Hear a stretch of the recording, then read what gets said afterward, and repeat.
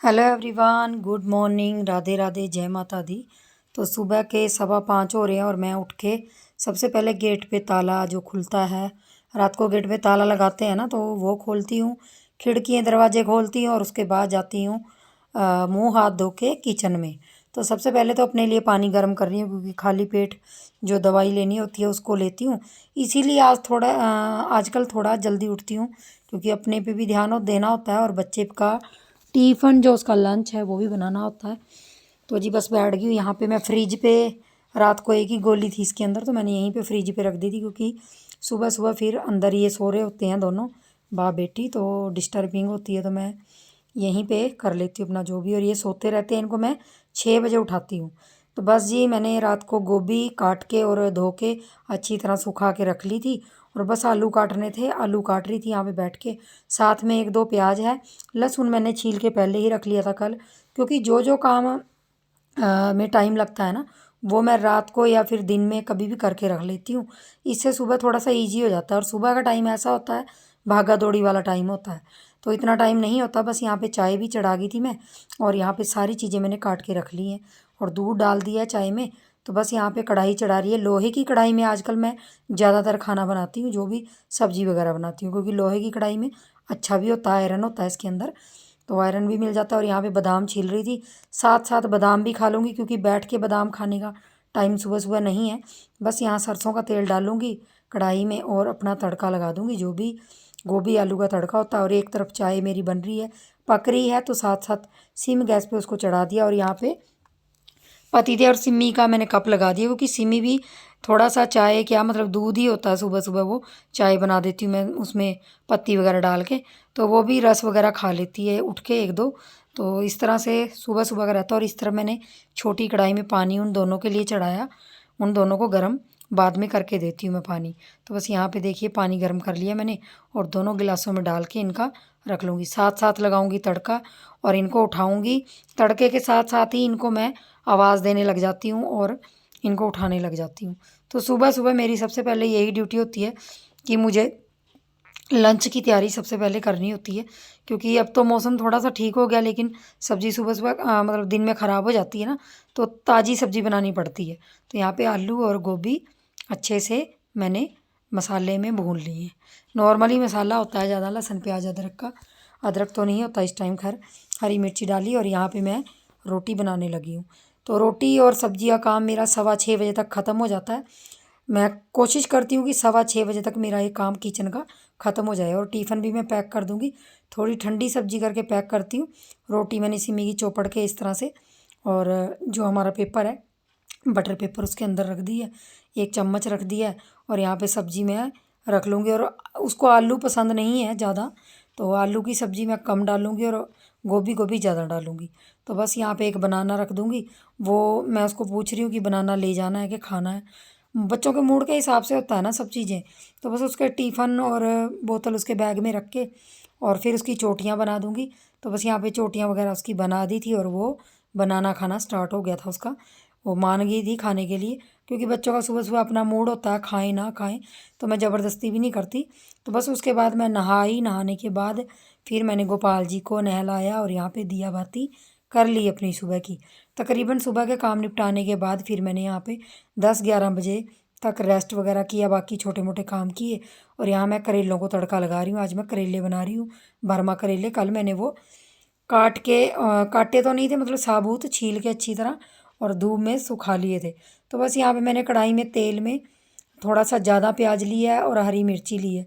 इसमें मैंने लहसुन नहीं डाला, क्योंकि ये पहले ही गर्म होते हैं। तो यहाँ पे हल्दी, थोड़ी सी मिर्ची, और थोड़ा सा सौंफ का पाउडर, और पीस लिया था मैंने सौंफ को, और थोड़ा सा गरम मसाला, और आधा एक चम्मच मैंने आमचूर का डाल लिया था।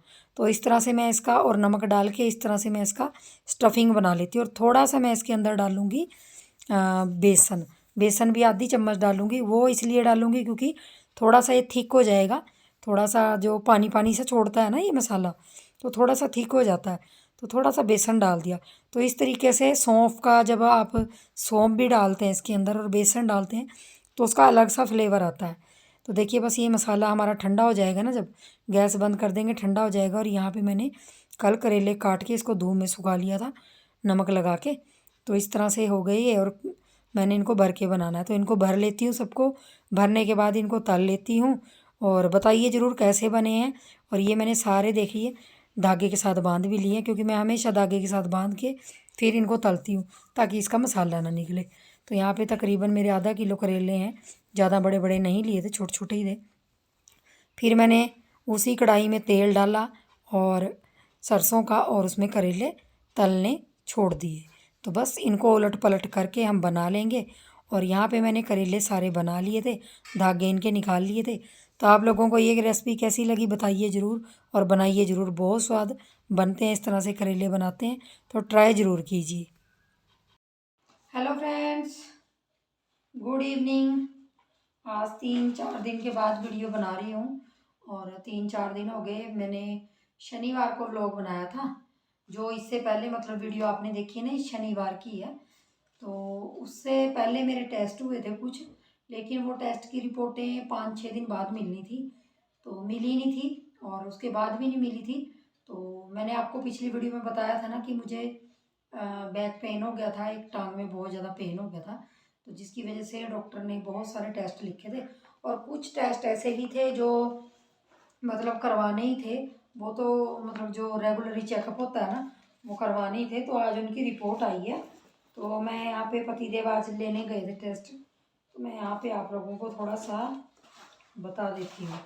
तो मेरा सबसे पहले तो अल्ट्रासाउंड हुआ था, जो हमारा लेवल 2 का अल्ट्रासाउंड होता है ना, वो हुआ था। तो लेवल 2 अल्ट्रासाउंड में सभी को पता है कि उसमें बच्चे की ग्रोथ देखी जाती है कि किस तरह से बच्चा ठीक है, उसके हाथ पैर जो भी बच्चे के मतलब अंग होते हैं, जो हमारे ऑर्गन्स होते हैं, सब चीज़ें देखी जाती हैं। तो जो उसकी रिपोर्ट आई है, लेवल 2 स्कैन होता है ये जो, की रिपोर्ट मेरी ठीक आई है, मतलब डॉक्टर ने बोला ठीक है। और सब चीज़ें मेंशन है उसमें, इतना मुझे पता नहीं क्या क्या है, लेकिन डॉक्टर ने जो भी बताया वो सब चीज़ें ठीक है। और उसके साथ ही मेरा एक स्कैन हुआ था, ट्रिपल मार्कर स्कैन, जो मेरा कभी भी नहीं हुआ इससे पहले। मतलब 2 प्रेगनेंसी मेरी पहले भी रही है, सिमी के टाइम पे भी नहीं हुआ, और उसके बाद जब बेबी बॉय हुआ था तब भी नहीं हुआ था ये टेस्ट। तो अब की बार हुआ है, और ये टेस्ट इतने ज़्यादा अब इसलिए हो रहे हैं क्योंकि मैं अब जो हमारे कह लीजिए आप गवर्नमेंट हॉस्पिटल होते हैं ना, उनमें ये टेस्ट वगैरह नहीं लेते। उनको मतलब गवर्नमेंट हॉस्पिटल वाले इतना ध्यान नहीं देते। तो जो मेरी सेकंड प्रेगनेंसी थी उसमें मैंने गवर्नमेंट से इलाज चलाया था, लेकिन मेरे हाथ कुछ भी नहीं लगा था 8 महीने। तो अब की बार मैंने पहले ही सोच लिया था, अगर कभी भगवान की कृपा से बच्चा होगा तो मैं प्राइवेट में ही दिखाऊंगी। क्योंकि जी पता क्या होता है, पैसों की कमी तो देखिए इंसान को रहती है, हर ये नहीं है कि अब पैसे नहीं लग रहे, बहुत पैसे लगते हैं। लेकिन अगर पैसे पैसे देखते रहे तो फिर बच्चा हाथ नहीं मिलता, मतलब हाथ में नहीं आता। क्योंकि एक बार हमारे साथ हो चुका है, और पैसा कमाया भी जाता है, दोबारा आ भी जाता है, लेकिन बच्चा दोबारा पाना बहुत मुश्किल है। चाहे वो वही जान सकता है जिसके साथ इस तरह की चीज़ें हुई हो। तो मैंने इसीलिए प्राइवेट से अपना पूरा ट्रीटमेंट अब की बार प्राइवेट हॉस्पिटल से लिया। तो वहाँ हर महीने मेरे अल्ट्रासाउंड होता है, हर महीने होता है, 20 दिन के बाद मतलब कोई ना कोई टेस्ट होता है। तो ये मेरे 2 टेस्ट हुए थे। एक जो मेरा अभी मैंने आपको बताया लेवल 2 का, वो रिपोर्ट ठीक आई है। और आज एक रिपोर्ट आई है, बहुत दिन बाद आई है, वो पता नहीं क्यों इतने दिन लग गए उसमें, वैसे 5 दिन लगते हैं। Triple marker, sorry triple marker बोलते हैं उसको रिपोर्ट को। तो वो आई है आज। और बीच में 1-1.5 महीने बाद मेरे थायराइड के टेस्ट भी होते हैं, क्योंकि वैसे मुझे थायराइड है नहीं, लेकिन फिर भी वो करते हैं थायराइड। और जो हमारा हीमोग्लोबिन होता है, खून के होते हैं। और जी और प्लेट्स वगैरह होते हैं। मेरे प्लेट्स थोड़े कम आए हैं, सेल थोड़े कम हैं मेरे, तो इसलिए उन्होंने बोला लिक्विड चीज़ लो। और उसके बाद जो मेरा ट्रिपल स्कैन हुआ है उसमें भी रिपोर्ट ठीक आई है। देखिए मुझे पढ़ना तो इतना नहीं आता है, क्योंकि डॉक्टरी भाषा है ये, लेकिन डॉक्टर जो कहता है हम वही चीज़ें करते हैं। और रिपोर्ट सही आई है, उन्होंने एक एक चीज़ क्लियर बताई है। तो जो ट्रिपल स्कैन ये होता है ना, ट्रिपल मार्कर, वो होता है, ये स्क्रीनिंग टेस्ट होता है कुछ। तो ये टेस्ट इसलिए किया जाता है कि जो बच्चे का दिमाग है या बच्चे का अंदर का जो भी ऑर्गन्स है कि उसमें कोई कमी तो नहीं है, कहीं आगे जाके बच्चा कोई कमी तो नहीं है बच्चे के अंदर, या दिमाग से कोई कमी हो, इस तरह का टेस्ट होता है। मतलब ये ट्रिपल मार्कर, ये मुझे भी नहीं पता था, मेरा भी पहली बार हुआ है। तो इसकी रिपोर्ट भी अच्छी आई है, मतलब बढ़िया आई है। और ये रिपोर्टें मुझे आज ही मिली, इसलिए मैं आप लोगों को आज ही बता रही हूँ, क्योंकि इतने, हाँ जी, जो इसमें रिस्क फैक्टर होते हैं कुछ, मतलब बच्चे में कोई फैक्ट तो नहीं है शुरू से, तो ये ट्रिपल स्क्रीनिंग टेस्ट होते हैं। तो ये सारी चीज़ें मेरी नेगेटिव आई हैं। जिनकी पॉजिटिव आती हैं उनको भी ज़्यादा घबराने की ज़रूरत नहीं होती उसके बाद, क्योंकि डॉक्टर फिर दोबारा टेस्ट करवाते हैं अगर किसी की पॉजिटिव आ जाए।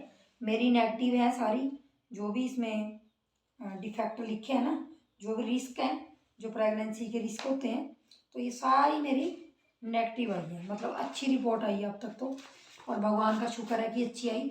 और एक चीज़ और है कि मेरे जो सेल कम है, वो डॉक्टर ने मुझे ठंड, मैंने आप लोगों को बताया भी था एक दिन कि मुझे ठंड लगती है, और मुझे बहुत बार ऐसा होता है गर्मी में भी ठंड लगती है, थोड़ा सा पक्खा चलता तो तब भी ठंड लगती है। तो वो सेल की वजह से ही था।